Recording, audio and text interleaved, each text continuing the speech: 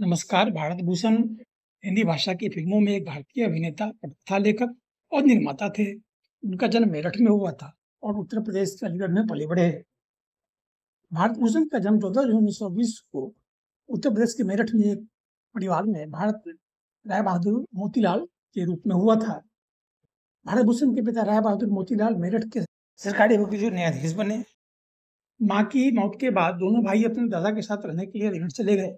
उन्होंने पढ़ाई की और अलीगढ़ के धर्म समाज कॉलेज से स्नातक की डिग्री हासिल की। उनके बड़े भाई फिल्म निर्माता और उच्च न्यायालय के न्यायाधीश थे। लखनऊ में आइडियल स्टूडियो के मालिक थे।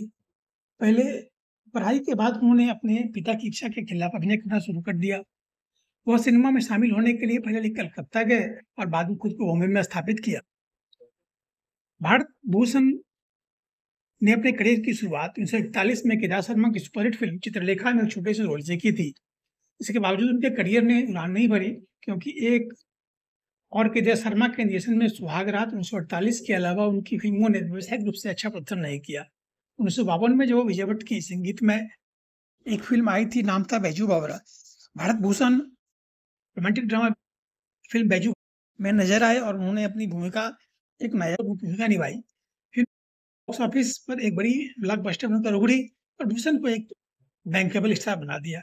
नौशाद द्वारा इसका संगीत और मोहम्मद रफ़ी के गीत जैसे तू गंगा की मौज में जमुना का धारा, ओ दुनिया के रखवाले, सुन दर्द भरे मेरे नाले, और मन तरपत हरि दर्शन को आज भी बहुत सफल रहे और नौशाद को सर्वश्रेष्ठ संगीत निर्देशक का उद्घाटन फिल्मफेयर पुरस्कार भी मिला।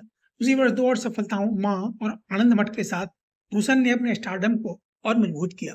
1953 में उन्होंने वैजयंती माला, किशोर कुमार और अंजलि देव के साथ लाडकी इनके साथ एक और ब्लॉकबस्टर और वर्ष की सबसे अधिक कमाई करने वाली फिल्म थी।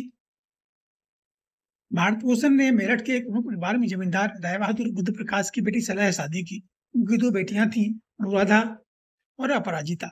भूषण की पत्नी सरला का 1960 के दशक की शुरुआत में फिल्म बरसात की रात की रिलीज के तुरंत बाद अपने दूसरे बच्चे को जन्म देने के बाद प्रसव संबंधी जटिलताओं के कारण मृत्यु हो गई थी।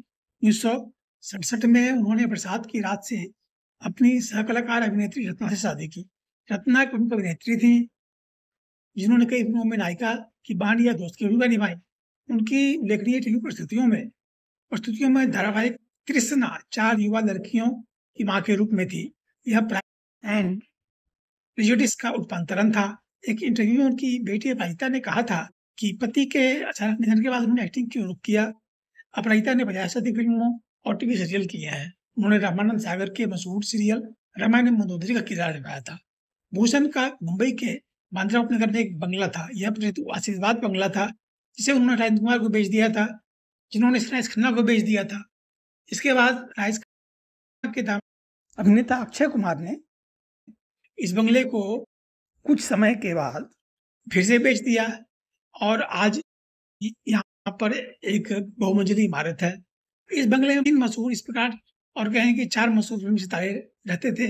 भूषण एक उत्साही पाठक थे और किताबों के एक अच्छे संग्रह का दावा करते थे, जिसे उन्हें बुरे समय में अपनी कारों और बंगलों की तरह बेचना पड़ा। जब वो अपने भाई के कहने पर सह-निर्माता बन गए।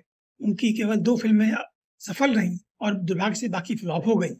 27 जनवरी 1992 को अपने वित्तीय संकट से बचने के बाद उनकी मृत्यु हो गई। साल 1955 में भारत भूषण को सर्वश्रेष्ठ अभिनेता का फिल्मफेयर पुरस्कार श्री चैतन्य महाप्रभु फिल्म के लिए मिला और 1956 में फिल्म मिर्जा गालिब के लिए सर्वश्रेष्ठ अभिनेता का नामांकन मिला। Thank you.